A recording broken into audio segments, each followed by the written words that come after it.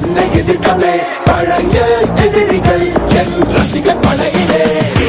இது தளபதி பேரு கேட்ட விசிலடி, இது தளபதி உங்க நெஞ்சின் அதிபதி. இது தளபதி பேரு கேட்ட விசிலடி, இது தளபதி உங்க நெஞ்சின் அதிபதி.